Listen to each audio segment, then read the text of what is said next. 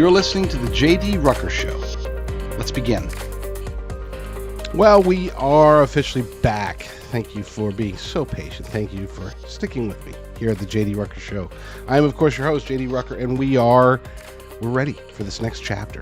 Things are really ramping up. For those who don't know, I have officially rejoined Red Voice Media, but it's a new Red Voice Media. As a matter of fact, you don't even call it Red Voice Media anymore. It's rvmnews.com. rvmnews.com. That's where you'll find my show, Sean Parnell's show, Wayne Dupree, Drew Berquist. We're going to be adding quite a few more hosts to it, and it's going to be super exciting. And it's not just going to be shows there. We're putting news up every single day, high quality news. We've got some great writers out there that are bringing us unique content that is the stuff that you need to read, the stuff that you need.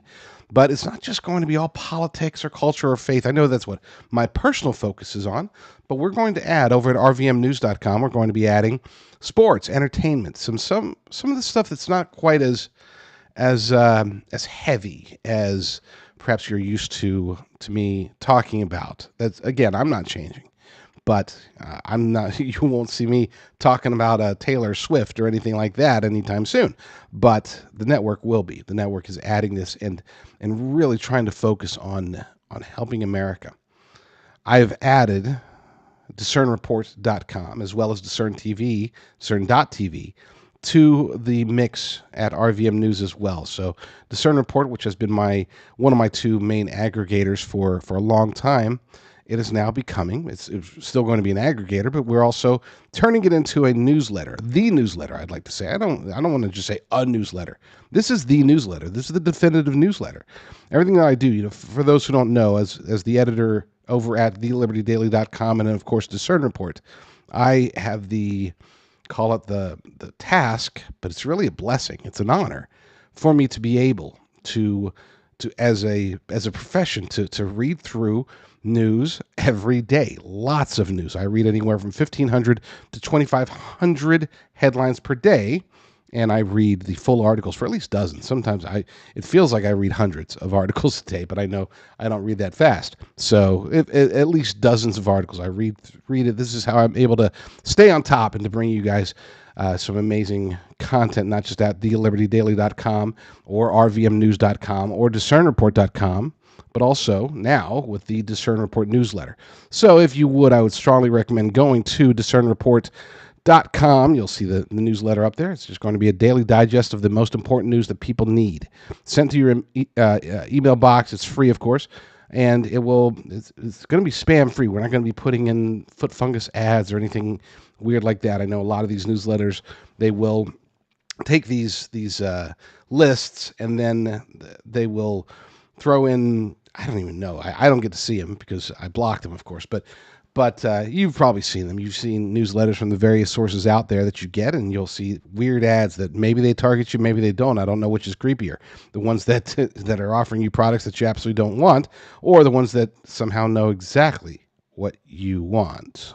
Well, we're not going to be doing that on the Discern Report newsletter. It's going to be clean and crisp, and it's not just going to be links to our articles either. This is the difference maker. This is what will make this separate from other newsletters out there. Okay, you can sign up for some amazing newsletters. The Epoch Times has dozens of newsletters. Breitbart has several. Washington Examiner, The Blaze, all these very conservative sites have their own newsletters, but they're only linking to their sites. The Discern Report newsletter is actually going to be picking out the most important stories from everywhere. Okay, from the entire conservative and Christian sphere of news and even blogs. Okay, we're really trying to pull in as much high quality content as possible, regardless of the source, and issue it to you in a daily email. So go to discernreport.com and sign up for that. Again, it's free. We don't spam. We don't sell the list. Nothing like that. Okay, you're not going to get any. All of a sudden, you're being hit up by some Republican senator or something like that. No, we don't do that at all. You'll just have links to the Gateway Pundit, to rvmnews.com, to discernreport.com, to smaller sites such as wltreport.com, WND. I'm just thinking of some of the ones that were on the most recent one. The Post Millennial, Breitbart. We had some I think we had at least one article from the New York Post. So some big, some little, some medium sized. The importance is that it's content that we want to share. And we're not just going to be sending traffic to us. It's not like a regular newsletter. We're sending it out. Sending it out to the people. Think of it along the lines, if you're familiar with thelibertydaily.com, it's kind of like a newsletter, but a newsletter version of the Liberty Daily, or for all the old school people out there, it's like a Drudge-like newsletter. I don't even like saying the name Drudge, but if that'll get the point across, so be it. Discern.tv is also going to continue. We're still don't go there today. We're still in the process of getting it tweaked, getting it situated to where it is the right content. Yeah, this is going to be more of the based content, the bold content, the things that we can't talk about because we'll get canceled everywhere. Well, we're going to talk about it, but we're not going to talk about it on the traditional channels. It's not the kind of stuff that you'll find on YouTube. This is the kind of stuff that you'll only be able to find over at discern.tv, and that is, Lord willing, that will be done this week. So I hate long intros. I'm just super happy to be back. I'm super happy to be restarting my Substack. I've taken like a 2-month break from Substack, and now we are officially restarting that again today. So super excited. I mean, great stuff is happening. For those of you who want to see the regular aggregation, okay, I know that we had a lot of visitors going to Discern Report, and you're used to seeing 40, 50, 80 stories a day. We're dropping that down to try to focus, highlight just the most important stories. And it's not necessarily the biggest stories. I want to be clear about that. Some of these stories aren't even being covered by most news outlets, but that doesn't mean they're less important. I remember when I was on with John Solomon yesterday. John Solomon over at Just the News. It's on his podcast, and he was asking me about how we're able to get the news so quickly and even find things that people don't necessarily aren't talking about. And the example that we brought up on his show was East Palestine. So East Palestine, Ohio, we had the story up about the train derailment 18 minutes after the train had derailed. We already had it up over at thelibertydaily.com. We were already covering it. We were already following it on Twitter, following it on the local news. We actually had it ahead of the local news. Okay, and we continue to hammer that story. What many people don't realize is that, it's out there. It's a big news. People in the area, they were aware of it, but outside, it wasn't national news until all of a sudden you start looking up and there's all these fumes because, of course, they started burning it. That's a week later before the first time you got to see it on wherever, Washington Examiner or Washington Times or Washington Post or any of those places. Nobody was covering it. They said, oh, yeah, there was a train derailment. It sucked. We were on top of it from the beginning. And we stayed on top of it. And I'm not trying to say that to brag or anything like that. I'm just telling you that this is the type of stuff that we want to be able to do. And it's not always just breaking news. Sometimes it's finding those little hidden gems that maybe nobody's talking about it yet. Maybe they do need to talk about it. So that's what we're going to be focusing on as much as possible. We're going to try to bring the highest quality content out there. And sometimes we'll be talking about stories that everybody's talking about, and other times we're not. Just as an example, I'm not going to be talking about Anthony Fauci today. I know that he's got the hearings. I know that yesterday he was getting busted for his whole 6-foot fake rule thing, and he's getting yelled at by Marjorie Taylor Greene. He's getting lambasted across the board, and then he's getting basically worshipped by the Democrats in the committee. None of that. Is it interesting? Sure, but is anything going to come from this? Is Anthony Fauci going to go to jail as a result of anything that happened yesterday? No. Is he going to pay any penalties, any fines? Is he going to have anything happen to him? No. It was theater. It was fun theater. I mean, hearing Marjorie Taylor Greene going off, that was actually kind of fun. Okay? And maybe we do need more fun in our lives right about now, but I'm not going to be talking about it. Not on this show, not on my Substack, not on my newsletter, because it's just theater. It's kabuki theater. Whenever they have these committees, when was the last time you saw anybody, at least when the Republicans are running things?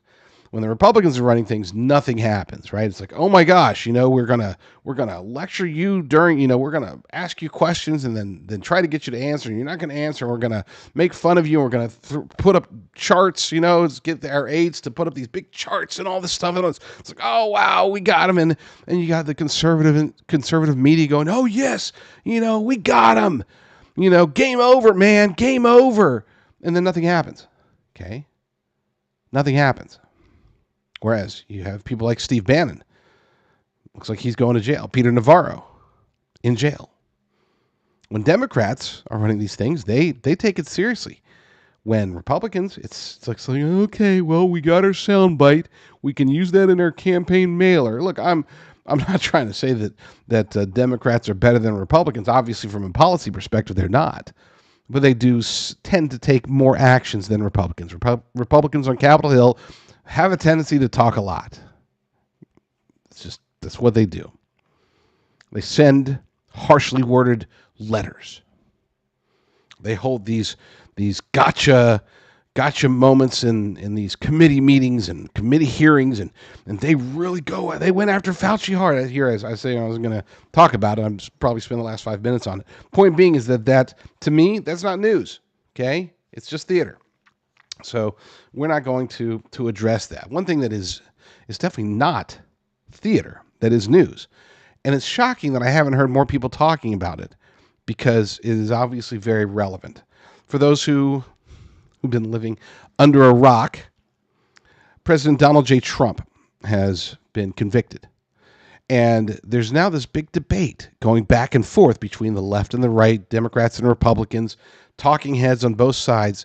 Is it legit? Is it real? Is he going to go to jail? What's going to happen to during the sentencing hearing?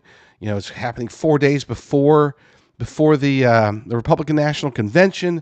There's all sorts of drama. But when you listen to the Democrats, whether it's not just Democrats, anybody in corporate media, anybody on the left in corporate media, they're saying the same things. All the panelists and guests, they're saying the same things. They're all saying one thing in particular. Okay. They're all saying it's, because everybody's asking, what's the crime? Well, apparently the crime is that he had misappropriated the money. In other words, he paid this money to his attorney, and his attorney is reimbursement for money that was allegedly paid by Michael Cohen to Stormy Daniels as hush money to prevent her from coming out. And because it was done during the campaign, that's why Trump is guilty. This is unprecedented, and nobody's ever done that before. Take money, and then the big thing, the thing that really they latch onto is that he labeled it as a legal expense, and that's a lie. That's a lie. Well, folks, if we really want to look at somebody who took something that was for their campaign and labeled it as a legal expense, we don't have to go very far back. We can go, 2016, and crooked Hillary Clinton doing her thing. This is an article from the Associated Press. I'm not pulling this from Gateway Pundit or America First Report or anything like that. We're pulling this from the Associated Press. This is March 31st, 2022, so over 2 years ago. DNC Clinton campaign agreed to Steele Dossier funding fine. Why did she get fined for the Steele Dossier, you might ask?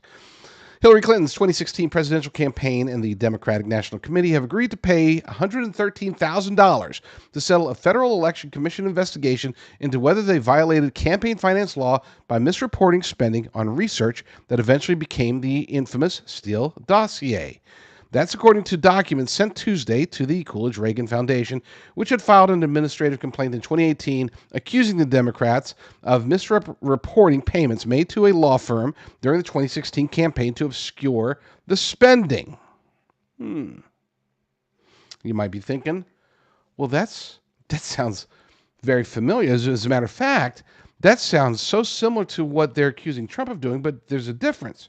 What Trump was doing is something that he could have done and probably would have done regardless of whether he was running for office or not. Okay? They've made, at least his attorneys, with the corrupt judge trying to stop them, but they tried to make the point that this was about his family. He was paying hush money to Stormy Daniels, who he allegedly maybe had an affair with, or had a singular whatever.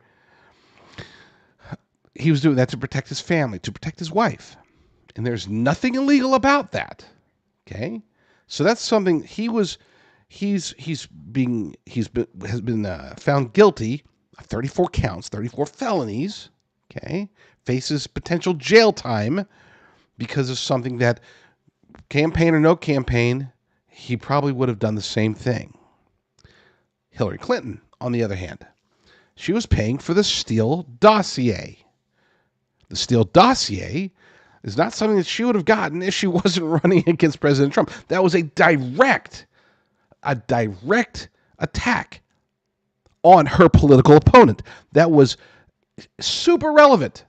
Where are the felony charges? Where is anything more than a fine that she makes with one speaking engagement at some library in Ukraine or something like that? I mean, it's clear that what she did was worse. Now, let's say you might ask, well, how did she mislabel her spending? According to this article, the Clinton campaign classified the spending as, wait for it, legal services. Wait, isn't that why they're trying to put Trump in jail? Because he paid his lawyer, he paid his lawyer, and labeled it as legal services. Take from that what you will, folks. It's we do live in a clown world in many ways, and you don't hear the people that are saying that Trump should go to jail, because of these alleged felonies. These are the same people that would say that Hillary Clinton should not have gone to jail, and she did not, and that her penalty maybe they'll even say that her penalty was too harsh. Oh, she had to pay. All she was trying to do was save the country from Trump.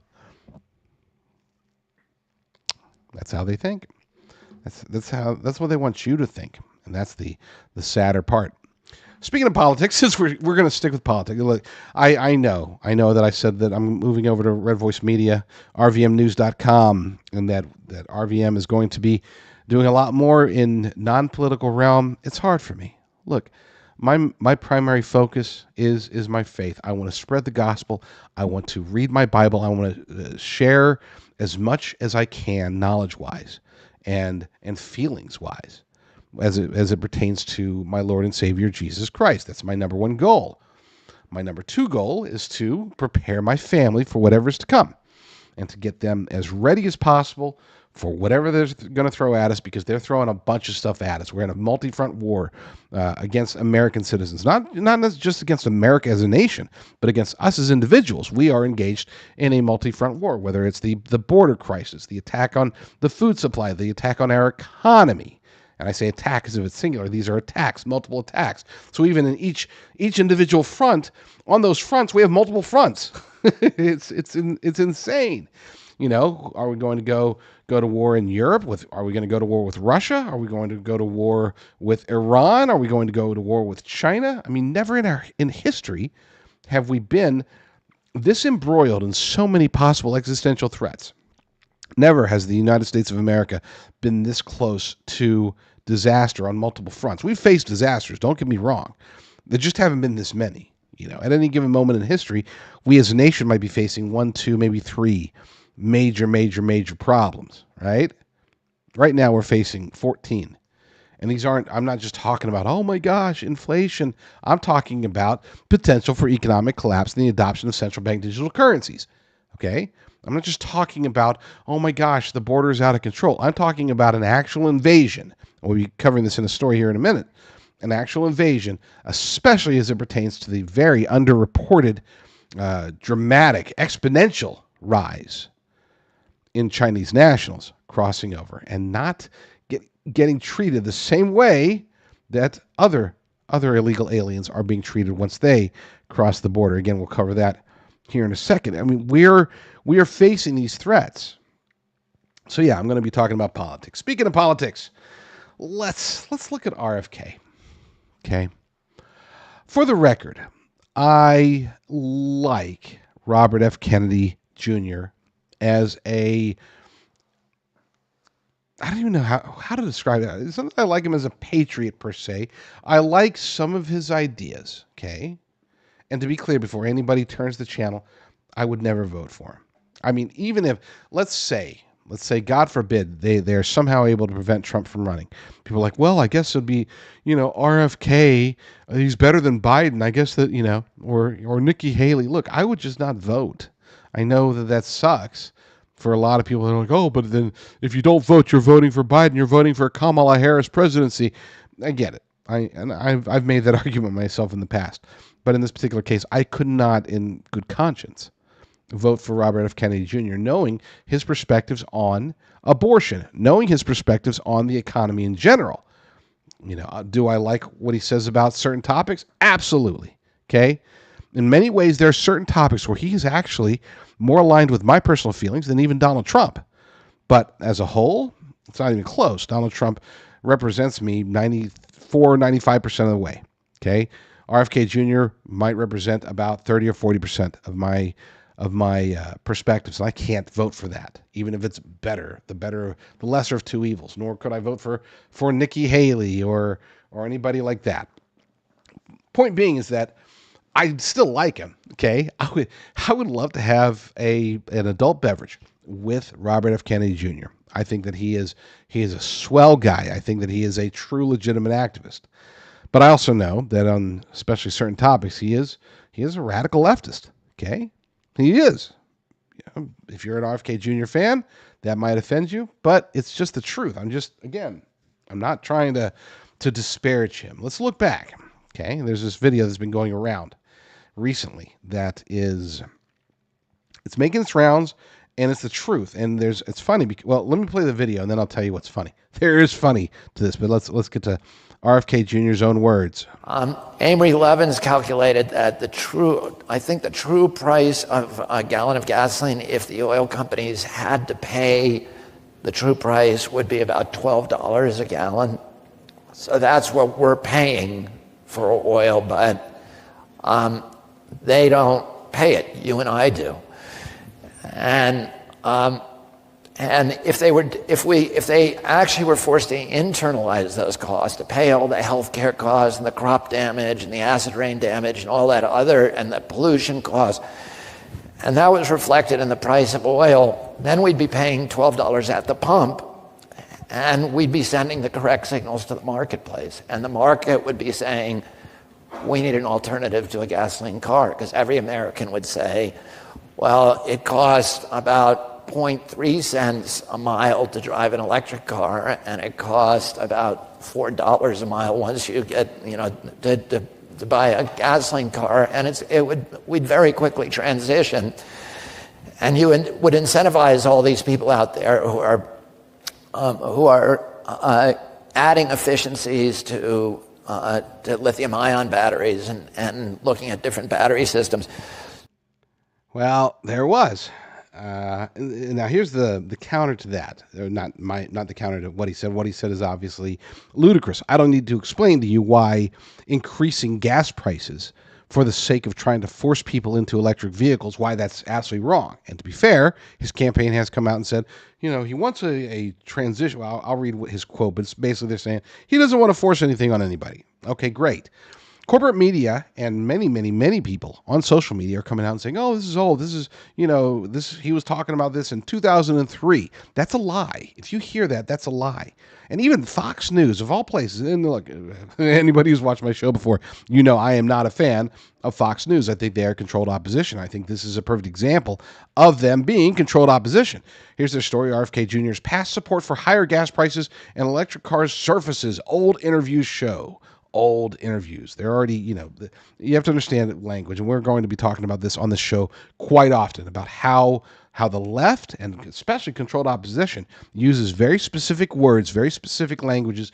They craft everything. Well, not everything, but they craft a lot of their messages in a way that's designed to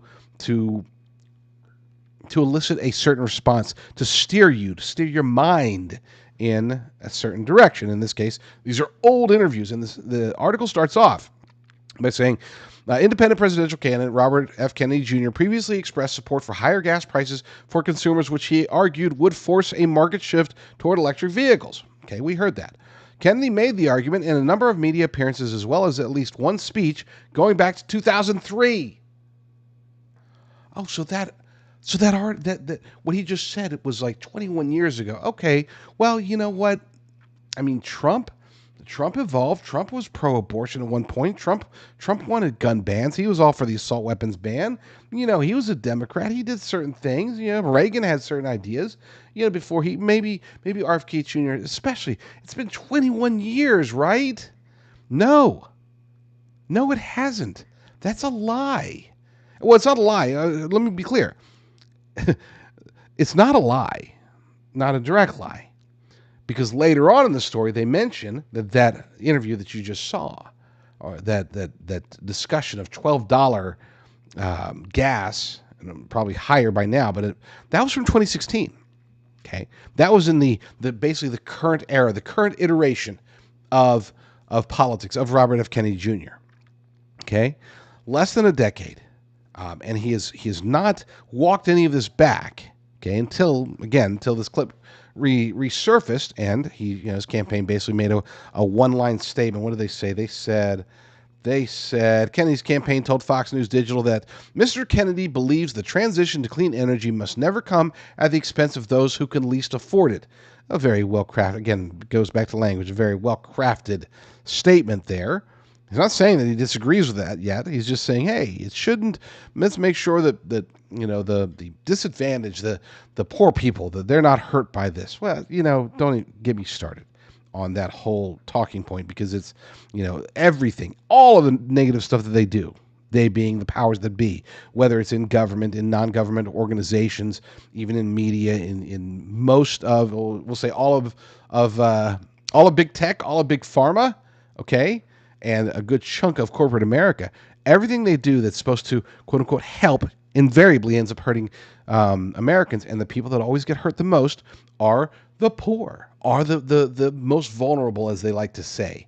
They want to protect the most vulnerable with abortion. It's like, what? I mean, to me, to you, none of that makes any sense.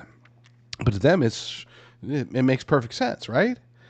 Well, it doesn't. But so, point being is that here's Fox News. Okay, you have to go way down 1, 2, 3, 4, 5, 6 paragraphs before they actually talk about the quote that was resurfaced, the quote from what you just heard about $12 gas. Okay, why didn't they lead with that? That's the story. That's what's actually out there. That's what they're talking about when they say old interviews. No, they led with the 2003. They did that for a reason, because they want people to stop reading at that point and say, oh, okay, never mind.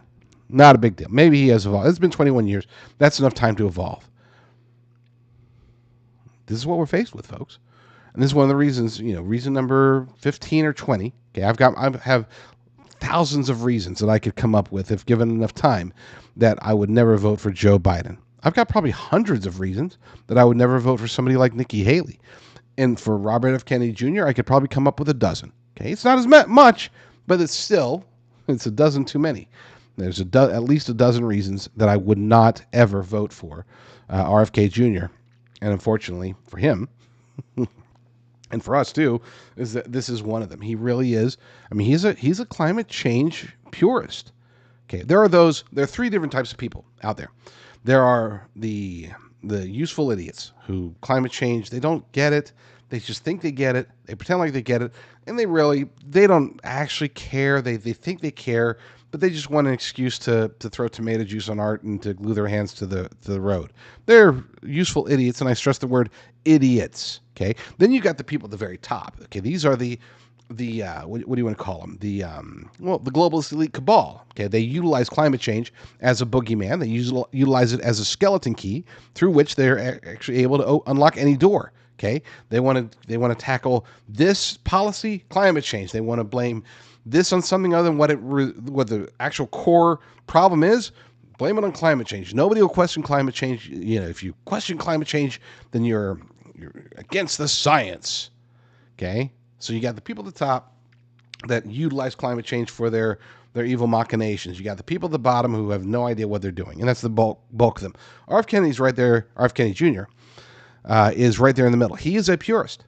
He truly, legitimately believes. I'm pretty sure that he actually looks at climate change. He's done his due diligence. He's talked to scientists. He has come to the conclusion after his research that the climate really is dying, and that it is man-made, and that we have to, as a people, we have to do something about it, and we have to do something about it now. And so when he says in 2016 that higher gas prices would prompt people, would change the market, send the right message, as he put it, to the market, that, why would we pay $4 per mile on gas when we can pay 3 cents per mile for lithium-ion batteries? It's not true, by the way. The math is way off, even at $12 a gallon, by the way. But yeah, I don't know. That's his thing. He really is a true believer. And again, that's reason number 4 out of a dozen or so that I could never vote for. RFK Jr.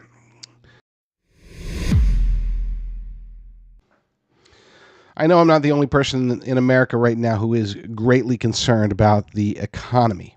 I look around and people have concerns. It's not just inflation. That's already bad enough. It's not just the risks in the housing market, even the stock market. Are we in a bull market? Are we really? Or is it a false positive based upon inflation? That's a good question. I'm not an economist. I don't offer financial advice, but I do know some good people that can help, at least when it comes to navigating the various turmoils that we're facing.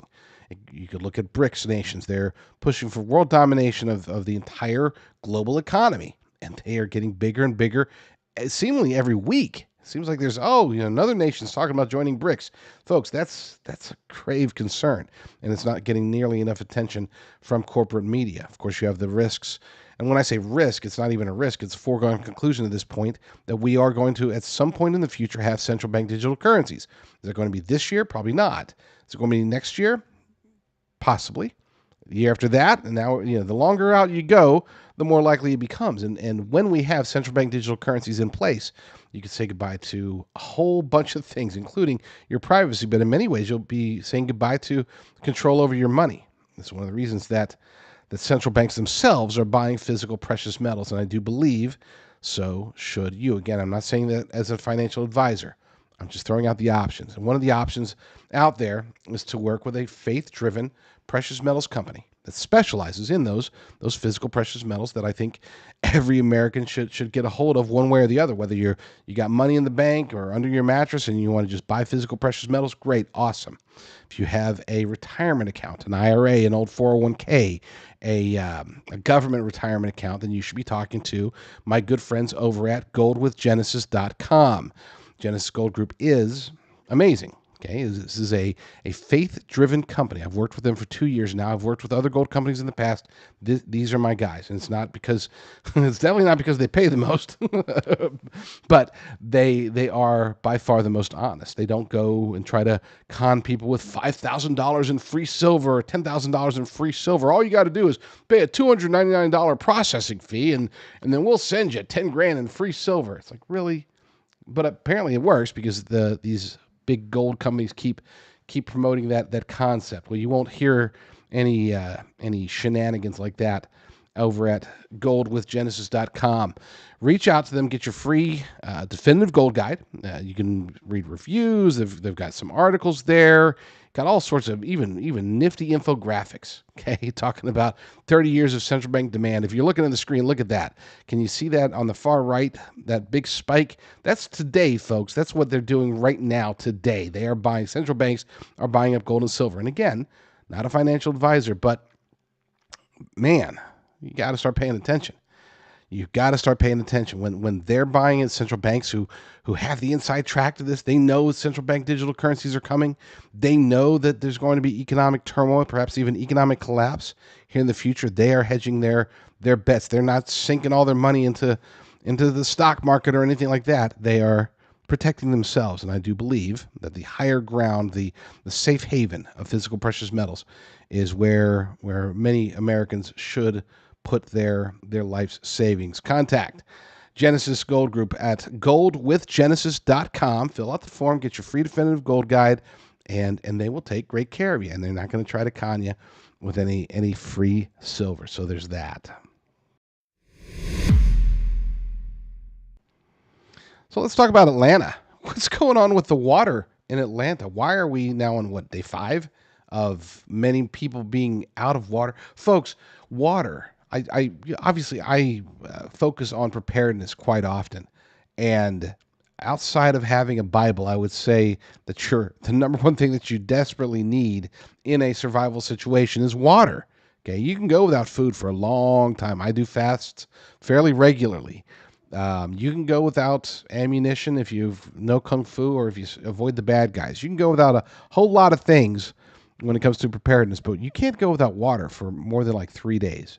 Okay, and here's the thing: without water, when you have a city the size of Atlanta, 500,000 people, with a good chunk of them, at least tens of thousands of them, not having running water, it's not just being able to drink. Sure, you can get water to drink. You can go down to the fire station and pick up cases of water. FEMA and anybody else. There's going to be drinking water available to the vast majority of people, right? But what about the toilets? Okay, what about sanitation? that's that's terrifying. Okay, I mean, it really is. Imagine, having no running water for 3, 4, 5 days, and no place where you can easily go and use the restroom. Okay, that means that there are major health concerns in households across the city right now, and yet we don't know why. We don't know why. Are you kidding me? Nobody knows what happened. That doesn't make any sense. It's an article over at once again, second time today I'm talking about the Associated Press. Article over the Associated Press. They cut through and they're talking about everything, boil water and the places where they're having challenges getting the water back up. But again, we're going on 4 days, and the thing that got to me is that they still have no idea why it happened. They don't know. They can't explain what's going on. I mean, at least we've had, obviously the Flint water was a debacle, but we had reasons for it. Jackson, Mississippi. Okay, for those who don't remember, a couple of years ago, Jackson, Mississippi, they had their massive water issues. They're the ones. They had the mayor who was I mean, a radical, like American, what was he, a Democrat Socialists of America. I think he was actually a full blown communist, and they had their disastrous water debacle back then. Well, Atlanta's bigger than both of those cities, and they're having these major issues. And again, nobody knows why. So I found this guy apparently in the Atlanta area, made this video and started asking these questions. And these are questions, folks, you should probably be asking yourself. Have you seen what's going on in Atlanta? There is multiple water main breaks and the whole city is without water. And they're telling the people they don't have a time frame on when it will be fixed. My question is, how does a whole city's water supply get knocked out? Systems are set up so this does not happen. But how do multiple water mains break in the same city at the same time? Now, I've seen some people talking about the pressure. If one water main breaks, it can affect the pressure on another one. Listen, there's valves and they have separate systems all throughout cities, so this cannot happen. So my question is, how did this happen? And is this suspicious to you? Please leave a comment below. This is all strictly for entertainment purposes. Have a good day, everybody. Well, clearly we are facing, at least not, maybe not we, because I'm not there, but the people of Atlanta are facing something that is, I don't want to say conspiratorial, because we don't know. But even the fact that we don't know, that's concerning.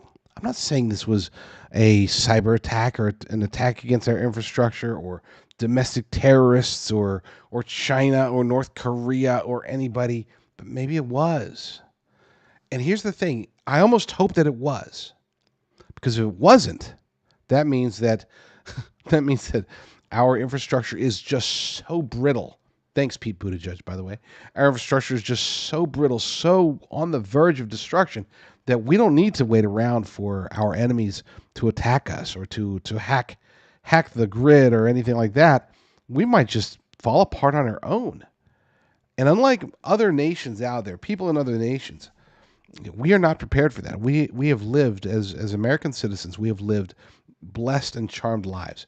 Even if you're poor, you still have more access to assistance, more access to shelter, more access to medicines, more access to pretty much anything, right?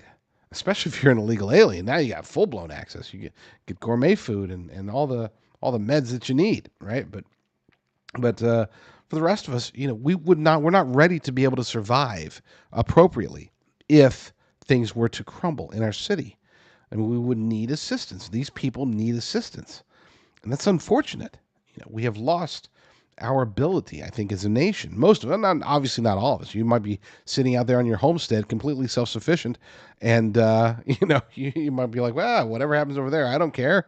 I got my well water. I got a lake over there. I got a river over here. I've got stored water. I've got plenty of food. I've got ammunition. I got Bibles. I got solar power. I've got wind power. I've got human power. I've got animals. I've got dogs. I got cattle. I got chickens. I got goats. Maybe that's you, and God bless you for being prepared, for being ready. For the rest of us, we're not. Okay, we're not in a position where we could handle if the water magic, the magic water that just comes to us every day, if we didn't have access to that for an extended period of time, what are we going to do? What are you going to do? You need to start thinking about this stuff. And I'm not trying to be a fearmonger here, but folks, don't rely on anything. Don't rely on anybody. And don't live in Atlanta. You can take one takeaway, and it's not just Atlanta. Don't live in the cities if you can. If you have the means, the resources, the ability to leave the cities, please do so. Okay? Don't stick around for this. If and when things truly go south, it will be the cities that are hit first and hit the hardest. They are the easiest to control. There's a reason why they've been pushing this concept of 15-minute cities. This isn't just some intellectual thought experiment. Okay? They want this. They're building it right now. They're trying to convert cities here in the United States of America and across the globe into these 15-minute cities. They want to take you out of your car and put you in an electric bike and hope that not a whole lot of them blow up. Okay? This is reality, folks. This isn't just some machinations of a show host. This is real. This is real.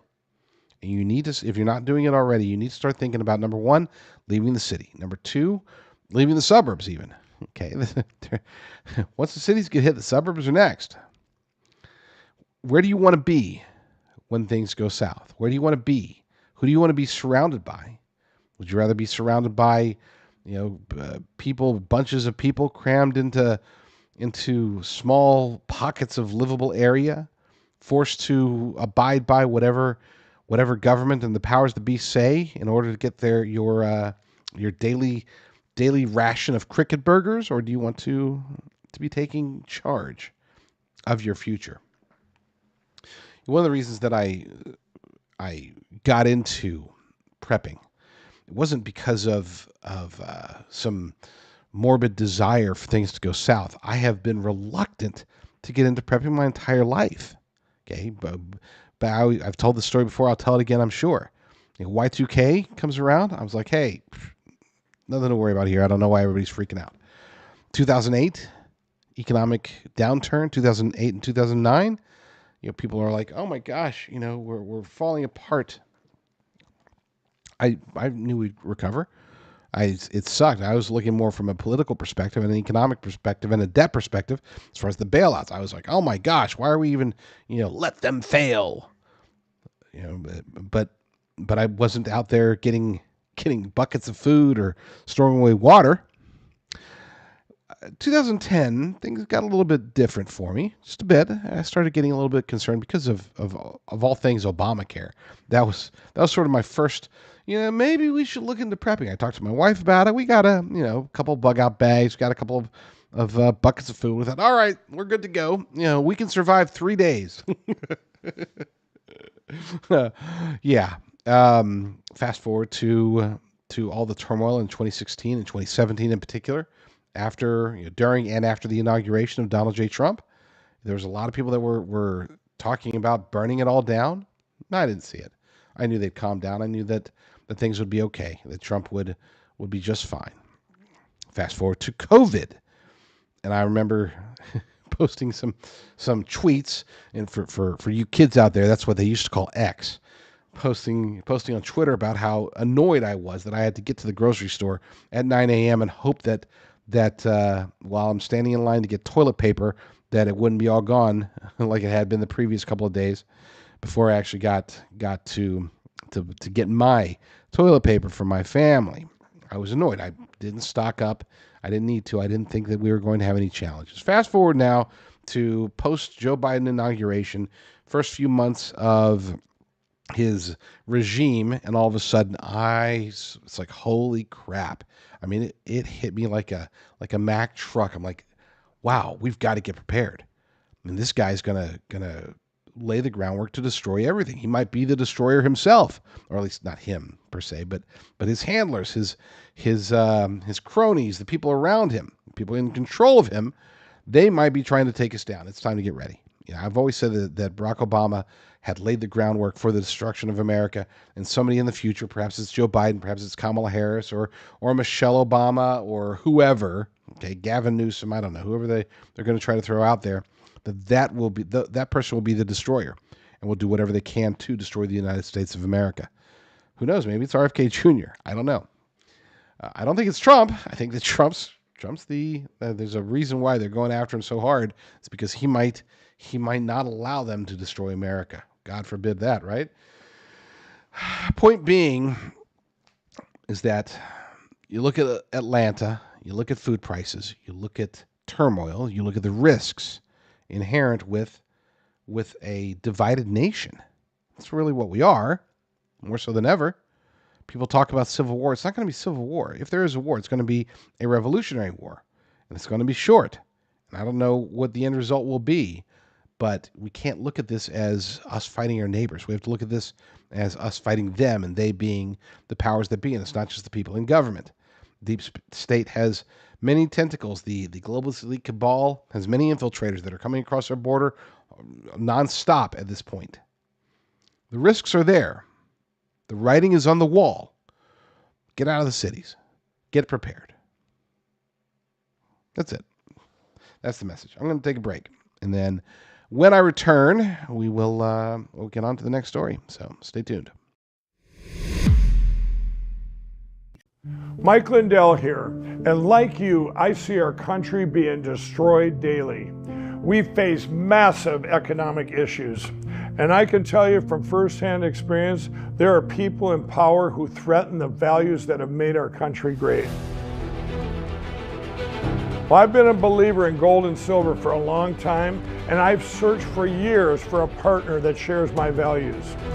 Well, Genesis Gold Group showed me how easy it is to protect your IRA, 401k, or your retirement with gold and silver. Their faith-driven approach to service and stewardship is one that stands out from the rest. To get your free definitive gold guide and get started learning more about investing in gold and protecting your retirement from uncertain times, visit rvmgold.com now. Fill out the basic contact form and a member of the team will be in touch. Again, that's rvmgold.com or call 855-625-7760. You really got to love Mike Lindell. I mean, the dude's a true patriot. He is fighting a good fight and doing everything he can to save this nation. Another true patriot is Jesse Kelly over the First. He has done a fantastic job of having one of the most entertaining conservative shows out there. I would say top 5 as far as, at least from an entertainment value. The dude's just funny on top of being right most of the time. He had a guest last week that she dropped some bombs on me that I'd never heard, and I haven't heard since. I went ahead and saved it. Usually I try to stay as topical as possible, but I saved this one because I knew even if it was a week later, it's still going to be relevant, and of course it will still remain unaddressed. Let's play that clip. You said about the Chinese nationalists operating, what? Yeah, so when you show up to the Iris drop site, which is a public transit center, first of all, it takes a lot to get me feeling uncomfortable. I felt uncomfortable at the Iris Transit Center. So you have thousands of illegal foreigners being bussed in, shuttled in, and then dropped on the street. They hang out, they're military-aged men. NGO operatives come and charge their cell phones, give them water, take them to the Ramada Inn or to the San Diego International Airport. But then there is a large constituency of Chinese men who wait for other unofficial Chinese men who act as a taxi service to come and pick up only Chinese nationals. And because we are a sanctuary state, we have no idea where they are taking them or why there's this collaborative effort, but that's what's happening. Oh, jeez. Well, that's not alarming at all. All right. Yeah, no, it's definitely disturbing. What in the world is going on with our nation? I mean, what was we know, and people speak ad nauseum about the border crisis, the border invasion. But when we look at these military-aged Chinese nationals crossing over, again, at rates that are exponentially higher than any time in recent history, we have to start asking questions, and we have to go beyond that. I mean, we need to stop this. This has to end. What, in being in a sanctuary state, I'm sorry, but that's just no excuse. There's got to, this is an invasion. Okay, let's forget about, oh, we're going to lose our jobs, or, oh, the illegal aliens are taking so many taxpayer dollars to be fed and housed in hotels in New York. I'm not trying to downplay that. Those are important. But this, what you just heard, that's terrifying. I mean, it is truly, legitimately terrifying. There's no, I mean, it's not exactly like super easy to just get out of China, okay? You're a military-age man. Okay, if you're getting out and making it to the United States, you didn't escape. You were sent. So why are tens of thousands, hundreds of thousands, perhaps millions, let's face it, we don't know what the real number is. Okay, we know that there's a whole bunch of military-aged men, Chinese nationals, that are entering into the United States and then apparently disappearing. Who knows where they are? They're not staying in the hotels in New York City. They're not being bussed to any of the various sanctuary cities. They are entering and then disappearing. Poof, gone. Where are they? What are they doing? I'm not trying to scare you. No, I take that back. I am trying to scare you, and you should be scared. You should be demanding answers immediately. Like literally pause the show, call your congressman, call your senator. As a matter of fact, you know what? Just, I don't know. You know, I take pride in offering solutions. This one's way above my pay grade because I don't know what the solution is.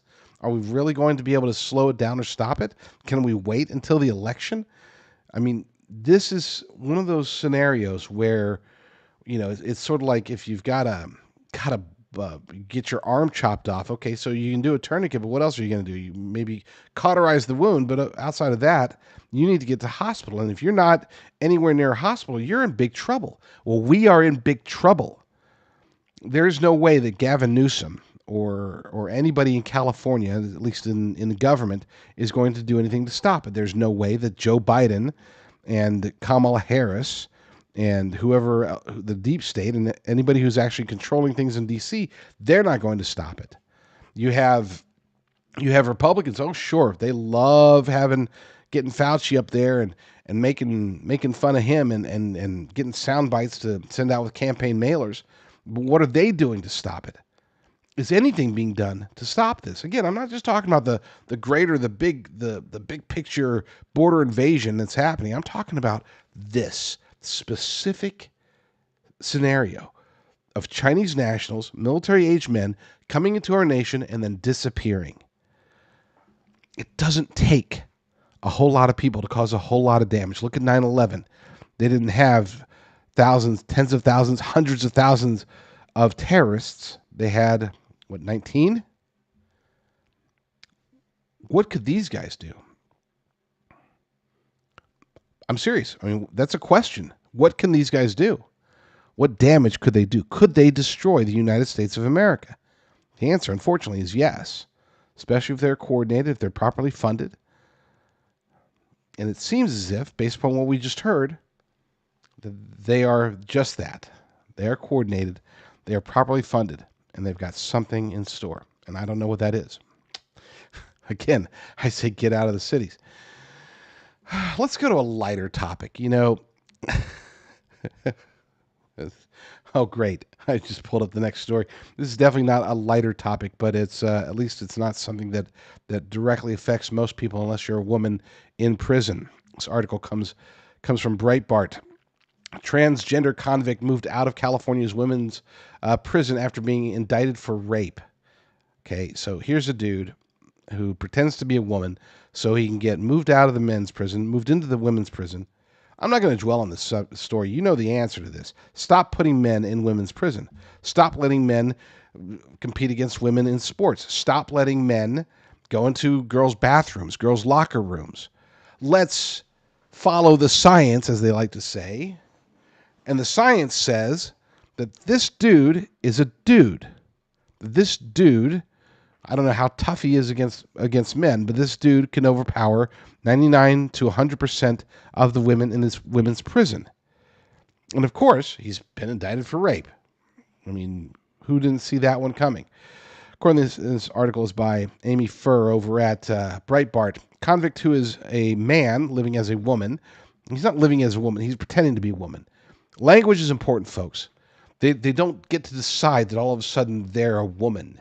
They identify as a woman, so they're a woman. I know I just got myself kicked off of YouTube probably for the 5th time, but you just can't say, oh, he's living as a woman. Give me a break. He's a dude who's pretending to be a woman so he can get moved into a jail with actual women. He's been transferred out of a women's prison in California after being indicted for raping a woman in the shower.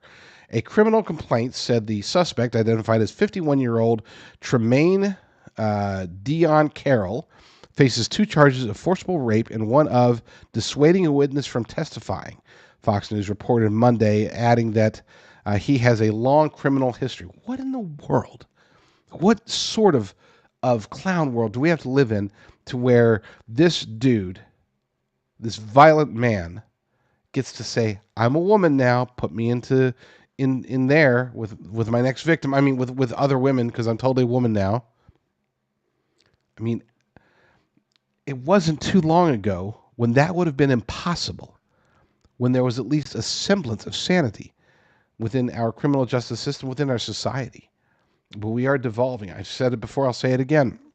This is an attack not just against the United States as a nation, but it really is an attack against our soul. The normalization of this type of behavior, the normalization and the acceptance by those who should be fighting against it, that's what's really truly criminal here. We can't allow this to continue. Not like this. Not like this. It's ridiculous.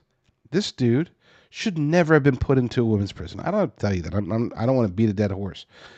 I pulled up the story thinking, we're going to get to the last. You know what? I actually do have. I've got a good one. Let me get that one up. Enough of this depressing stuff. Let's talk. Let's talk about jogging. One second. I don't run to get ready for bikini season. I run so that in the year 2030, when I'm locked out of my electric car for having a bad social credit score, I can get outside the 15-minute city limits and escape the United Nations robocops that are after me for having a steak after I've reached my CO2 limit. Some people may say that it's hyperbole, or that she's exaggerating, or that it's not going to get that bad. It could never get that bad. I truly hope and pray that you, my dear and wonderful viewers and listeners, that you are above that at this point, that you realize over the last 4 years, we have witnessed the craziest things. You can really take it back 8 years, but at least for the last 4 years, we've witnessed enough craziness to realize that there is no impossibility anymore. Not when it comes to the crazy things that are happening in our world. We just got done talking about that story. I mean, about a man, a violent man being put into a prison with women, and they're all of a sudden, oh my gosh, can't believe he raped a woman. It's like, give me a break. But that sort of stuff, which would have been considered impossible just a few years ago, is now normalized. It is not beyond question for us to be faced with a scenario where we do have to show our social credit score in order to eat a steak, or we do have to try to escape. Again, for the 3rd time in today's episode, I will say, get out of the cities. The economy is tanking, and unfortunately, with Bidenomics, and I would have, before I get into the next story, I want to say something that I have neglected to say too often. Unfortunately, I will join in on the attacks oftentimes against Joe Biden, but I don't think that that's the best course of action. I think that we should be attacking Democrats in general. The uniparty swamp is really who we should be attacking. It's not just Democrats. We could say every Democrat, and then half, maybe more than half of the Republicans are against us. They are against us, and they are destroying us. This isn't just about Joe Biden or even his handlers. This really is. We need to start adopting that attack frame. Instead of just attacking Joe Biden, we have to attack Democrats in the uniparty swamp. Because if he is replaced, which is still, I think, a very, very decent possibility, if he gets replaced before the general election, well, all of those attacks against Biden and Bidenomics are nullified. Okay, if they insert somehow, they get Michelle Obama to run or whatever, I don't know what the plan is, but if they get somebody else to run, then all this effort that we've been putting, we being conservative media, and you, conservative viewers, all this effort we've been putting to talk about how bad Joe Biden is, all of a sudden is reversed. It's like, well, okay, Joe Biden is bad. Joe Biden is bad. Joe Biden is dumb. Joe Biden has dementia. Joe Biden's policies suck. Bidenomics sucks. Okay, well, if that's our message, and then all of a sudden it's like, okay, well, we agree, so we're putting in Gavin Newsom or somebody. It's like, oh, well, crap, let's start over.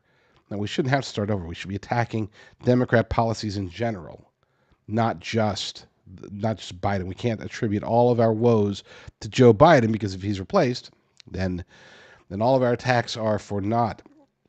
With that said, we can say that California's radical leftist government and the radical progressive economic and financial policies they put into place have resulted in absolute disaster. I'm out here in California. I can tell you there are disasters around every corner now.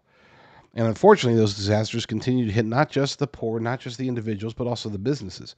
And one such business is one that I will admit I have eaten there before, and I will miss it because, well, it sucks that they are in the process of closing a bunch of locations. Of course, I'm talking about, if you hadn't heard the news, I'm talking about Rubio's. According to this article from the Epoch Times, in a blow to fish taco lovers, Rubio's they're closing 48 locations here in California. According to the article by Jill McLaughlin, Rubio's Coastal Grill, loved by locals, I'm one of them, for its original fish tacos, promptly closed 48 California locations at the end of May, in part because of the rising costs of doing business in the state, the company confirmed yesterday. It's the latest fast food restaurant chain to close locations or curtail operations in the Golden State following the state's decision to hike mandatory pay for fast food workers to $20 an hour. According to a spokesperson in an email to the Epoch Times, they said, making the decision to close a store is never an easy one. The closings were brought about by the rising cost of doing business in California. After a thorough review of its operations and the current business climate, the company decided to close the underperforming locations May 31st while keeping 86 stores in California, Arizona, and Nevada open. The spokesperson added, so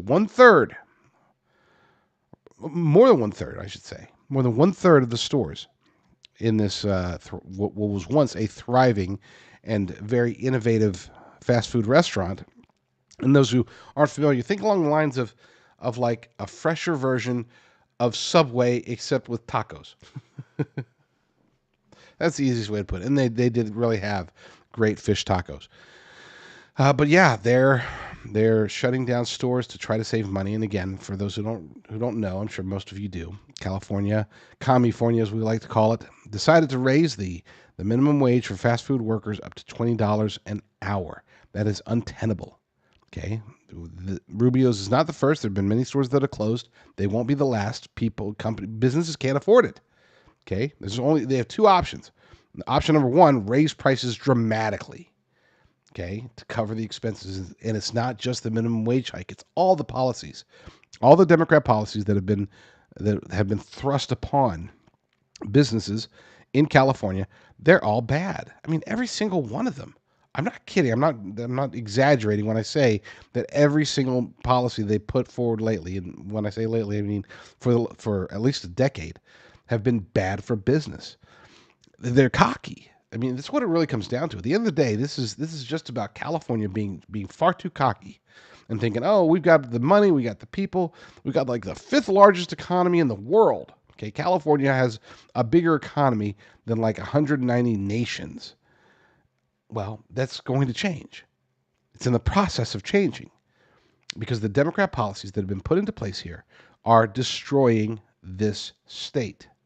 This is, in my humble opinion, the best overall state. Take away the politics, take away the cost of living, and this is the best overall state of the nation. As far as when you look at the whole, you look at the attractions, you look at the farm, the food, the everything. Okay, better than New York, better than Texas. And I love Texas. My company's in Texas. But I'm still out here in California. The weather's beautiful, everything. But when you get into Democrat policies, cost of living, all of a sudden, it's all negated, which is why so many people are leaving. And just for the sake of because I get a question every time, I get multiple questions every time. Why are you still there? I'll explain it briefly. We do have a certain situation, a medical situation within the family. And there is only one place here, as far as I know, in the United States. There's other places worldwide. I think there's one place in Australia, and I think one in Japan. But here in the United States, there's one doctor and one hospital that can do the things that we need done for a family member. I don't get personal here, but I just want everybody to know that if I had any way for us to leave, we would have left years ago. We've stayed because we have one more procedure. Once that procedure, Lord willing, after one more procedure, then we'll leave. But I think there's a reason why we're here. I think there's a reason that I am stuck in California. I don't know what that reason is yet, but hopefully God will reveal it to me pretty darn soon. So rest in peace, or in the slow death of Rubios. That's going to hurt. I'm going to have to find a new place for fish tacos. There's another story over at justthenews.com. Texas Supreme Court rules states' abortion ban laws are legal.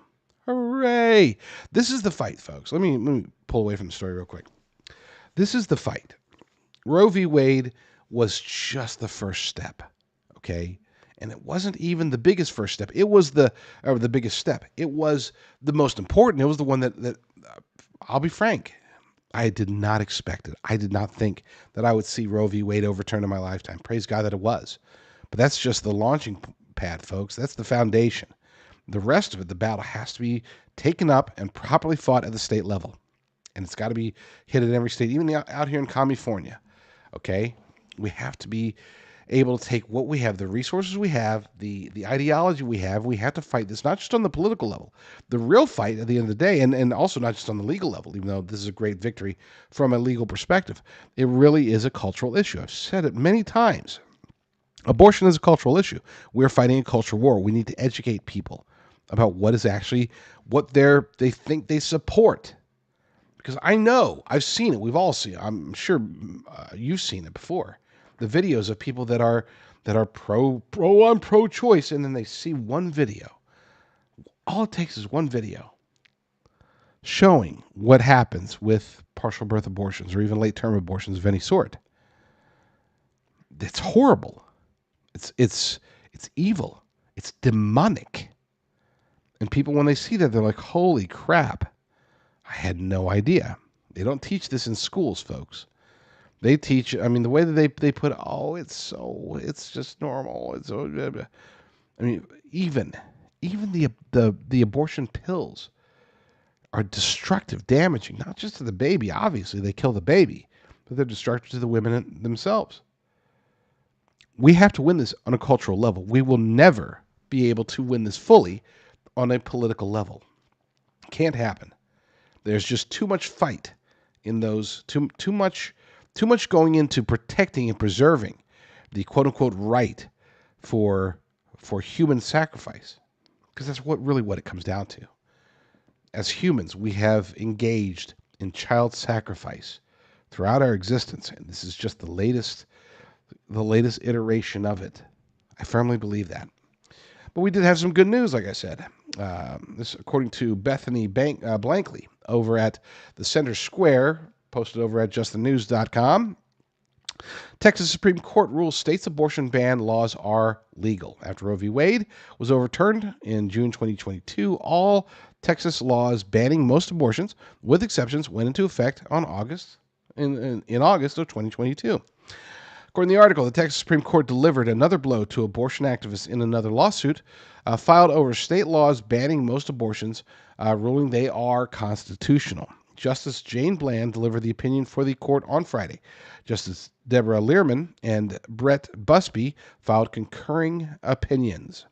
The state Supreme Court vacated a lower court's injunction attempting to halt Texas abortion ban laws, arguing that the trial court's injunction departed from the law without constitutional justification. In other words, they weren't allowed to do that. They could say all they want as far as, we need to preserve, let's put an injunction. This is part of, or at least just one angle of lawfare that Democrats are adept at, that leftist judges are adept at, that Republicans are starting to get just a little bit, not even close, not even in the same ballpark, by the way, but at least they know that they have two things going for them. Number one, we have the truth. I mean, there's always that, and that used to be enough, by the way. It's not enough anymore. Number two, we do have, if we can take things all the way to the Supreme Court, there's a good chance, not a great chance, a good chance that we can get the right decisions in place if they're willing to take up certain cases. Now, unfortunately,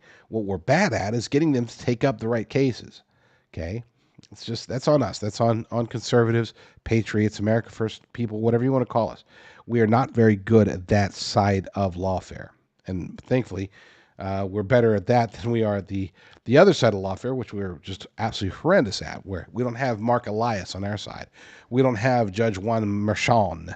We don't have Alvin Bragg. We don't have the counterparts to the lawfare people that we're trying to get them. It's in the works, but their sophistication level is far beyond ours. Anyway.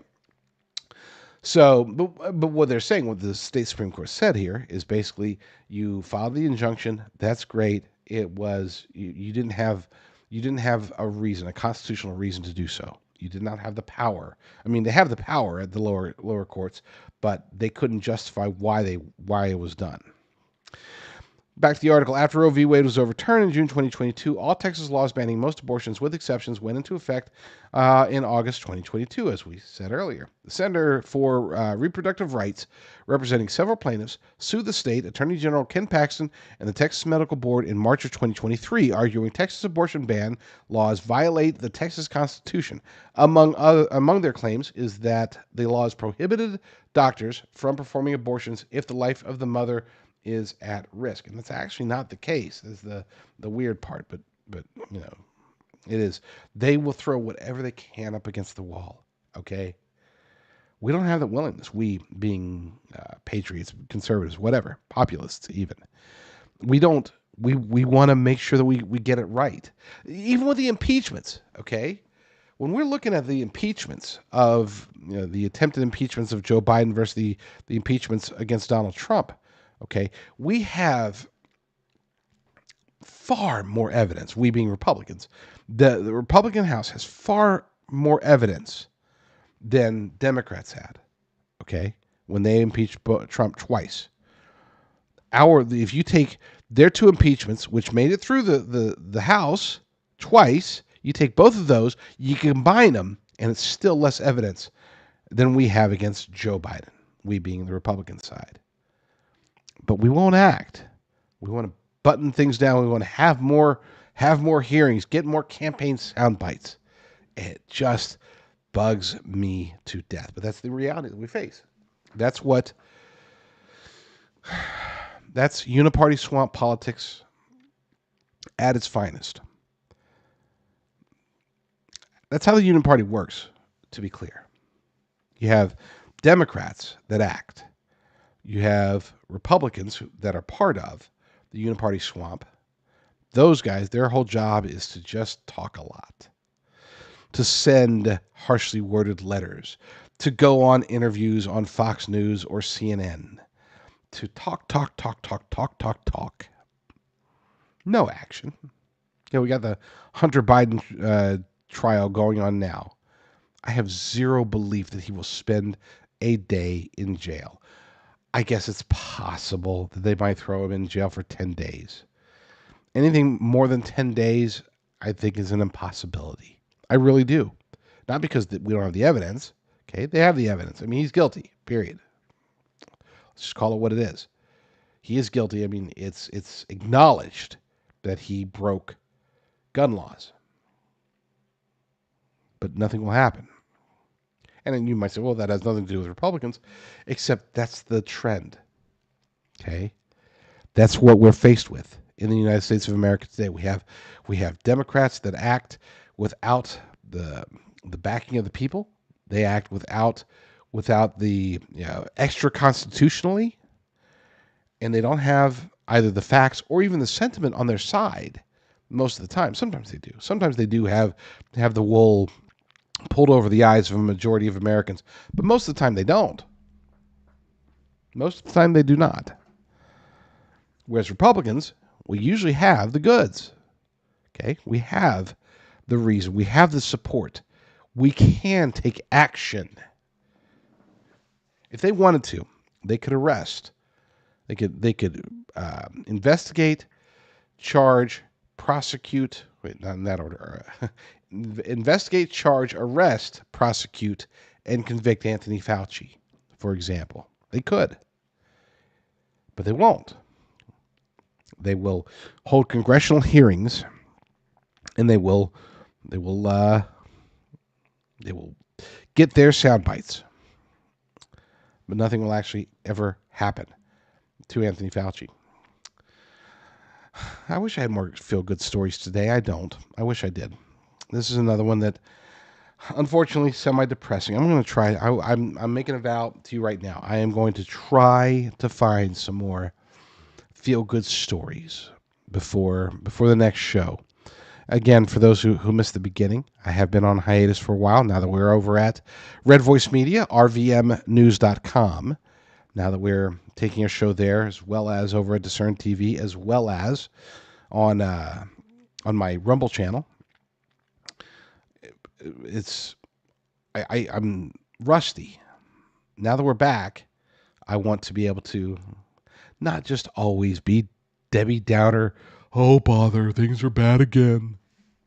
You already have enough of that. Later on today, I will be on with the Big Mig. I don't know how long they'll keep me. They said I can talk for at least 30 minutes. They said I can go longer if I could, and I can. By golly, I can go an hour and a half, 2 hours. They shouldn't have given me that option. They'll be already gone and asleep, and I'll still be on their show talking. Hopefully about some fun stuff. But here, again, I wouldn't say this is depressing, but it is informative. And by the way, I hope that you realize that I don't pull up these stories because I want people to feel bad or to lose hope. I pull up these stories because you guys need to know the reality, the truth. This latest one, super important story, comes from WND Rachel Alexander, who was somebody I greatly respect, by the way. Real trooper. She's fought through some hard times over the last couple of years, but she's really fighting. And she's over at WND right now with an article titled "Big Tech Censorship Ramps Up for November Election." Now, I'm not going to read the whole thing. I will encourage you to read the whole thing because I'll tell a quick story. Back in 2016, there was a little bit of censorship. There was a little bit, but at that point, Facebook, Twitter, Google, YouTube, they were still sort of like, oh, you know what? We don't like the conservatives, but we can't really stop them from saying what they're going to say. So, we'll just turn them down a little bit. And then Trump won, and they had a meeting. They being the leaders in big tech. And we assume that some people in that meeting did include, and I say one meeting as if it was one, it was multiple meetings, Okay, but you had the people like Eric Schmidt over at Google, who's now out of Google, but Eric Schmidt at the time over at Google, he was part of it. Mark Zuckerberg, of course, Jack Dorsey over at Twitter, and I'm sure you had other people, plus the deep state, members of the deep state, representatives of the deep state, the intelligence community et al. Well, they were like, holy crap, we did not do enough. We didn't think that Trump had any chance of winning. He won. We can never let this happen again. We have to take control. And thus started, after the Trump election, almost immediately afterwards, thus started the censorship and propaganda and gaslighting campaigns that have now become normalized within big tech. That's really what this article is about. I'm going to read part of it just so you get a view, because coming into the 2024 election, it's going to be far worse than 2020. Okay, this isn't just they're going to try to suppress Hunter's laptop. They're taking it many, many levels further than that. According to the article, have you noticed the top of your feed on Facebook is now full of left-wing posts? Well, to answer your question, no, because I don't use Facebook. Even though you hardly have any left-wing Facebook friends. The last couple of years, where we saw nothing but relationship memes and people mourning the death of a pet, are over. Facebook founder Mark Zuckerberg, infamous for pouring $419 million of Zuckerbucks into the 2020 election in the heavily Democratic areas, is now focusing the platform on getting out the Democrat message before the 2024 election. Similarly, it has become almost impossible to find conservative information through a Google search, as if Google has suppressed it completely from sight. It's very Orwellian, scrubbing conservative viewpoints from the internet. Since almost everyone gets their information through companies on the internet now, there's no traditional free speech anymore. Hardly anyone attends public town halls or listens to speakers in parks. As I wrote previously, this ostensibly private corporations are not really even private due to their interspersing with government. They are squelching the free speech of conservatives. And she's absolutely right. Let's be clear. I have, for those who don't know, in a previous life, I actually worked very closely, not with Google. Really, I worked against Google. Okay, my job, my old company, before I got into the political side of things, my company was dedicated to trying to take advantage of Facebook, Google, Twitter, MySpace. No, I'm just kidding. But actually, we did dabble in MySpace a bit. I'm not embarrassed to say. But no, our intention was to help businesses become more visible, more prominent, take more control over these emerging arenas of attention. Okay, today that's not even possible anymore. Not if you're a conservative. Okay, I've done searches, and you should do the same. I've done searches for burgeoning conservative companies. They get eliminated. I've done searches for my own companies, my own websites. Okay, you could search them by name, and you won't find them. I've been hardcore blacklisted by Google. Facebook, joke. Okay, and anybody who's ever and there's many people I talked to one yesterday, as a matter of fact, people who put a lot of effort, and even in many cases a lot of money into Facebook to promote their Facebook pages to get real engagement. There was this cottage industry back in 2015, 2016 into 2017 until it was cut off, where there were entire websites that depended strictly on Facebook to drive their traffic. They spent a lot of money to build up huge pages. We're talking millions of Facebook followers, legit Facebook followers, and they were able at the time to send tens of thousands, if not hundreds of thousands of visitors per day to their sites. They can't do that anymore, not unless they're playing ball. Anybody that you see is, just as a litmus test, anybody that you see in conservative media who does very well on Facebook, they're part of the problem. They are controlled opposition. You can't be not controlled opposition and do well on Facebook, period. There are none. And when I say, well, I want to be clear. There are certain, especially some of the larger publications, that they can overpower the algorithm, so to speak. Maybe they're okay. Maybe. But others that are doing well on Facebook, if they are conservative, then, again, it's a good litmus test, a red flag, really. But anyway, I digress. Point being is that we saw the shenanigans at the end of the 2020 election in October, with the Hunter Biden laptop, that is going to be child's play compared to what we're going to experience, what we're currently experiencing. I'm not saying what we're going to experience.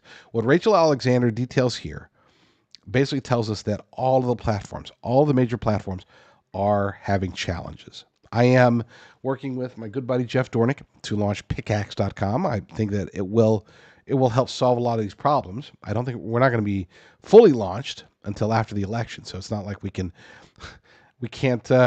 fight Google or Twitter yet. People, oh, but Twitter's a good guy now. We'll see. The jury is definitely still out on that one. But Google, definitely evil. Facebook, definitely evil. And those two account for, 40, 50, 60% of the political mind share? I know TikTok's moving up. I know Instagram has its moments. I know Twitter holds a lot of clout. But Google has the lion's share, and Facebook is a close second. Not necessarily a close second. They are second, though. We can say all we want about, but Twitter and Elon. Okay, yeah, still, Facebook is still much, much bigger, again, as far as mind share of the political zeitgeist.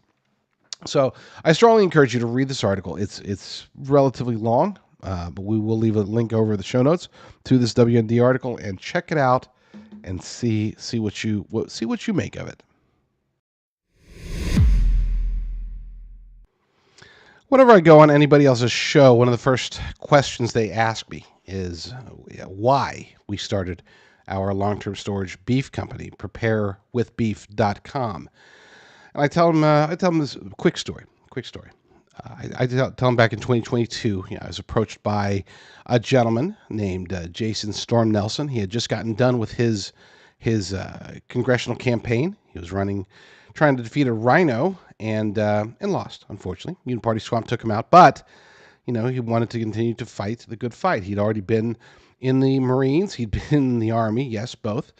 He was a combat disabled veteran, and he wanted to continue to do something. So he thought, I'll start a show. And Rucker knows about shows, so let me call Rucker. So we were talking about it, and I said, if you're into prepping, I do know these guys that are looking specifically for a prepping show. Be a great way to start. He's like, actually, I am into prepping. I'm like, okay, great, so am I. And we started talking, sort of went off topic and started talking about various prepper foods out there, long-term storage food. Basically trading advice like, hey, the stroganoff by these guys, it's really good, but their spaghetti's terrible. It's like, oh no, but I found really good spaghetti with these guys. And we were just talking about it for a little while, and then the conversation turned to meat, and in particular beef. It's like, have you ever found any good beef out there? It's like, no. They're either selling beef chunks or beef crumbles. It's like, why don't they sell any of the good beef? And that's when the term, I don't remember if it was him or me that came up with it, but one of us said, the beef crumbles, after you rehydrate it, it's basically like meat-flavored porridge. And it's true. Anybody who's ever tried long-term storage beef, whether it's beef crumbles or beef chunks, it's as if they make the food, okay? They make it, and they hope that you just take it and you stick it in your closet or under your bed or something, and you just leave it until the apocalypse. And then once the apocalypse comes, their customer service will be out of order anyway, so they won't have to worry about it. They really don't want you to try it. Well, at preparewithbeef.com, we do want you to try it. We desperately want you to try it. We want you to eat a lot of it because it's good. It's not beef crumbles. It's not beef chunks. We cut up ribeye, New York strip, tenderloin, the good stuff, sirloin. We take actual all-American beef, and as a matter of fact, it's not just all-American, it's Texas-born and raised, okay? It's the good stuff, truly good Texas cattle. We slaughter it, we cook it sous vide, and then we freeze-dry it for a 25-year shelf life. This cattle has never left Texas. It doesn't leave until it's in a bag, getting shipped to you. And once it's in that Mylar bag with the oxygen absorbers, again, it has that 25-year shelf life that people are craving. So we tried it, we loved it, and everybody else loves it too. We keep getting people reordering it. It's like, wow, they must be really stocking up for the apocalypse. And we contact them, and it's like, oh no, we just keep eating it. We keep throwing it in stew, throwing it in chili. We have Taco Tuesday, and we love the beef. So if you would like to check it out, And I would recommend, trying one. If you trust me, you can get a 4-pack or a 10-pack or a variety pack or any of those. And you can take advantage of promo code JDR at preparewithbeef.com. That's preparewithbeef.com. And see why we're growing so quickly, why we're expanding so fast. We will never inject our cattle with mRNA vaccines. That's a promise. We are fighting right now against the bird flu. We're prepared just in case it gets mandated in certain states. Like if we get run out of Texas, we're ready to go move to Utah or Idaho or wherever. We will do whatever it takes to prevent our beef from ever being mRNA'd, and it appears, especially with bird flu being the current predicate that they're trying to use for us, Bill Gates is already chomping at the bit, trying to get all the beef, all the cattle in America injected. Well, we will fight that, and we can assure you of this: that our beef currently has never been, and none of the beef we ever sell will be injected with mRNA jabs. That's a promise. We will shut down the company if it ever becomes impossible for us to produce it without that. And we work with enough patriotic ranchers. I don't think that'll ever be the case, but we are prepared to go down that road. So check us out, preparewithbeef.com. Stock up on high-quality, tasty protein. One ingredient, folks. There's no preservatives. There's not even salt. Okay? It's one ingredient. Just beef. So check it out, preparewithbeef.com, promo code JDR for 25% off. It's unfortunate that this last story of the show happens to be from Fox News. I know I've ripped on Fox News at least 2 or 3 times during today's episode, but they got the story this time. So, even though I generally don't watch Fox News, and I very rarely even watch clips from Fox News ever since Tucker Carlson was fired. And I very rarely read them, but this one caught my eye. I'll admit it, I did read it, and it does make some important points. But before we get to that article, I wanted to highlight one important trend that I want to hopefully reverse. There's this idea, especially as people read polls, they read articles about how, the Democrats just handed the election to Trump because of this conviction, or wow, this is going to be a landslide, or look at all these minority voters that are switching over, or hey, he might win the Bronx, and this, that, or the other. Our biggest threat to being able to win the 2024 election is, of course, the shenanigans that the deep state will participate in, very similar to 2020. That's a whole other discussion for a whole other day. But the second biggest, and a close second biggest threat, is complacency. If we think we're going to win, then we're just going to be less likely to get out and vote. You might say, well, I think we're going to win, and I'm definitely going to get out and vote. Well, if you think that you're going to lose, not only are you going to get out and vote, you're going to do everything that you can to fight to get your friends, your relatives, anybody that you have influence over, you're going to try to get them out to vote. And that's the mindset that we have to have from now going forward. Read the polls, throw the polls away, okay? The polls are generally inaccurate the day before an election. They're definitely inaccurate months before. Anything can happen. Stop reading the polls. Pretend like they don't exist. I stopped posting stories over the Liberty Daily about polls because, again, they're ridiculous. They're ludicrous. They don't count. I know other people will post over at the Liberty Daily and post things that may be poll related, because it is. Look, people are interested in it because we want to know what's going on. But I say stop. I say don't. Just move forward with the assumption that we need an absolute landslide in every state, especially the swing states. If we win by 4 points, chances are we're going to lose. I know that sounds counterintuitive, but knowing everything that they're doing, knowing how far they're willing to go, and they're going to go farther this year than they did even in 2020, knowing that they're going to fire every possible weapon, and they're already in the process of doing so, to try to prevent Donald Trump from being president again, knowing that, you have to assume that we need absolute landslides. So no, we're not winning. No, the conviction, has it shifted some sentiment? Is he picking up more female voters, more minority voters, more whatever voters? Great. Okay, pretend like he's losing bigly. Get that mindset and fight. Because otherwise, Otherwise, all these feel-good stories about, oh, Trump's getting this, Trump's winning that, they're counterproductive. We are in the fight for our lives. We need to act like it. So, this article over at foxnews.com by Joseph A. Wolfson. Some former, quote, never Trump voters now say they're backing GOP nominee after his conviction. And again, I sound like, oh, why are you talking about this story if you just said, don't get complacent? Well, there's a strategy here. So you'll understand why. A group of what's been described as never Trump voters are suddenly backing the former president following last week's historic conviction. Free Press spoke with several voters from across the country whose opinions were significantly impacted by the guilty verdict in the New York trial against former President Trump. Sean McGuire, a Los Angeles-based venture capitalist and a former Hillary Clinton campaign donor, declared on social media that he donated $300,000 to the Trump campaign within an hour of the verdict and wrote in an essay that the, quote, the double standards and lawfare that Trump has faced boiled my blood. He told the Free Press, we were told that Donald Trump would be the end of democracy, but it turns out that lawfare tactics have been escalated by the Democrats and not by the Republicans. And so it's from that backdrop that I believe the Republican Party is less of a danger to democracy than the Democrat Party right now. And not only is that true now, it's always been true. Okay, you can take it back to the beginning. You can take it back to the post-Lincoln party sets, and they were always the bigger danger, the bigger threat to the United States of America. Back to the article.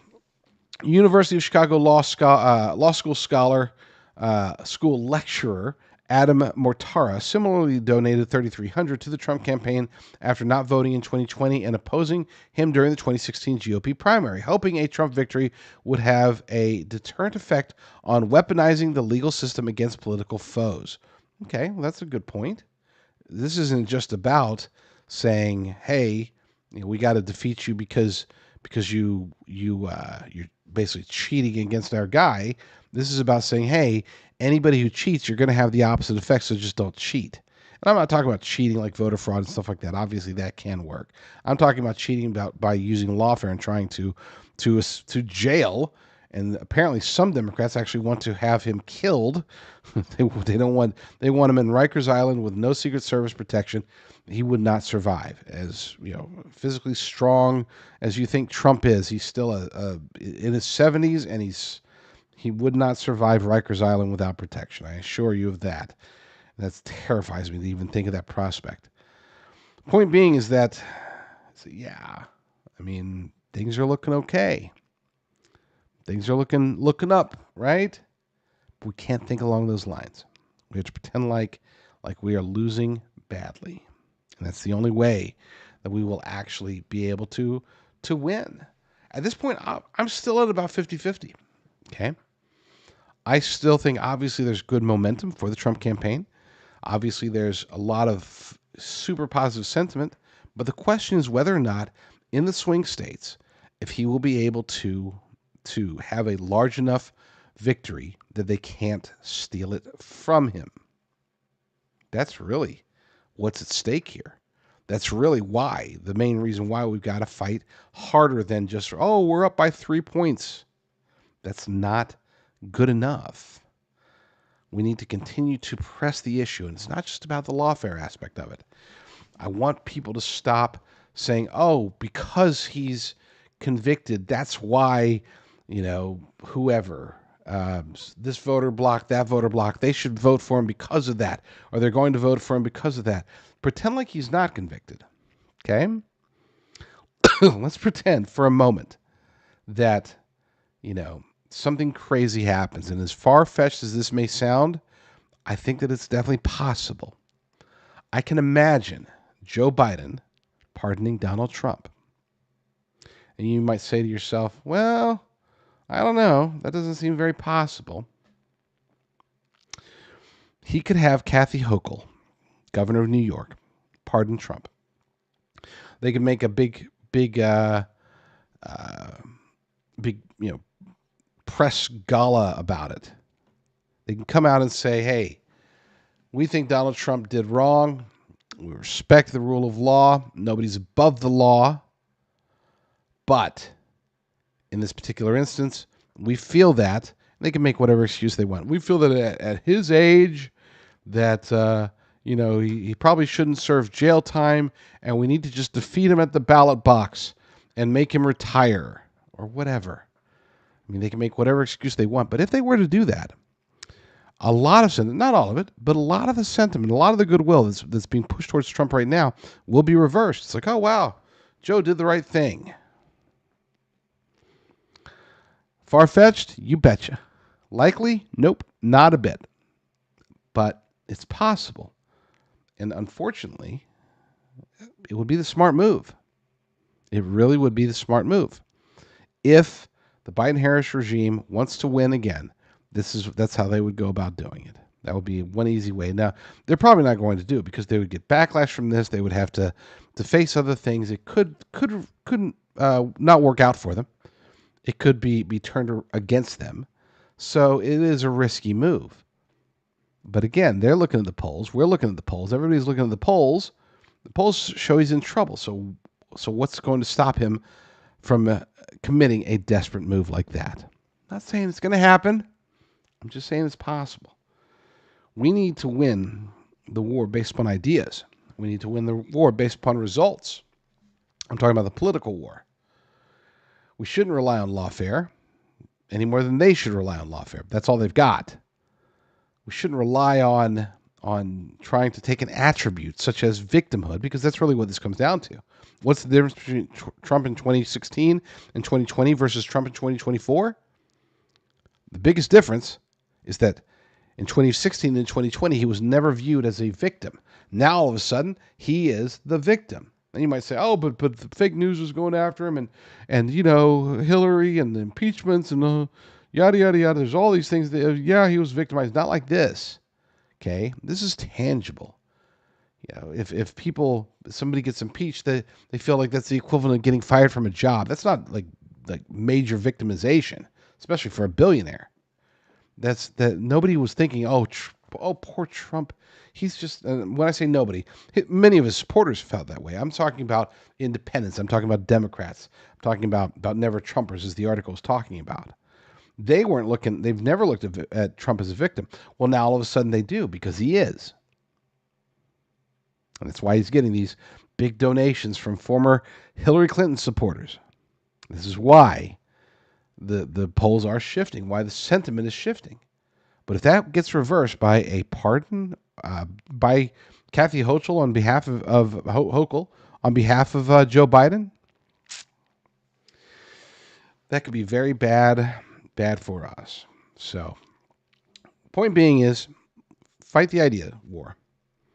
Let's convince people that we're right. Let's show people that we're right. Let's not try to bully. Let's not try to gaslight.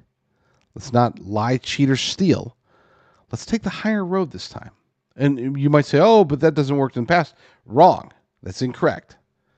It has worked in the past. It just hasn't been used properly in recent years. Okay? Was it used in 2016? Did we win the war of ideas? Yep. That's exactly what happened in 2016. And it would have happened again in 2020, except, they did what they did to prevent it from happening. So now all of a sudden I see all these people talking about going down, we're trying to pick out every evil thing that the Democrats do that we've condemned ourselves, and we're saying we should do that. Look, I understand, I said earlier in the show that we Republicans are getting better at lawfare. That doesn't mean I support it. For those who did see, and I'm sure most of you did, unfortunately, I'm one of those who saw it, the episode 2 of the Star Wars saga. Okay. Obviously not as bad as episode 7, 8, or 9, but still pretty bad. It wasn't a very good movie. But there was this weird when they discovered the stormtroopers, they discovered the clones, right? And it's like, well, I guess they're building an army for us, so I guess we should use the army. And of course, that army was used against them. For anybody who watched the movie, I fear that we're going down the same road. In other words, we're going to suddenly look at this. Oh, this is a gift. This is great, and we're going to try to engage in these ugly tactics. I'm not going to call out which ones necessarily. I can already see. Is he talking about mail-in voting? Is he talking about lawfare? Is he talking about propaganda, about lying, cheating, and stealing? Any of the above, all the above, none of the above. Doesn't matter. The point is that we have the ideas. We can point to what happens when you take the defund police concept, and we could say, hey, that's what happens. Let's not do that again. Don't vote Democrat, vote for us. We can say, look at the transgender issue. We can see time and again, over and over again, male athletes beating female athletes, male prisoners raping female prisoners. It just keeps happening. Let's get that out there. Let's win that idea war against wokeism. Let's talk about Ukraine. Let's highlight what's actually been done with all the Ukrainian aid. Is that going to help the people of Ukraine? Is that going to reverse their fate in the war? No, it's just prolonging it. It's just a proxy war. Okay, let's get that idea out there. Stop focusing on these shortcuts. Democrats take shortcuts. We focus on what's real. That's what makes it easier for us. We've got a lot of things that are against us. Corporate media is against us. Big tech's against us. We've got they cheat, they lie, they steal. What we have going for us is we have the right ideas. We have the solutions. And in most cases, vast majority of cases, the solution is to get government out of the way. Let's try that for once. Lord willing, I will be back very soon with another episode. But in the meantime, you all stay strong, stay safe, and God bless.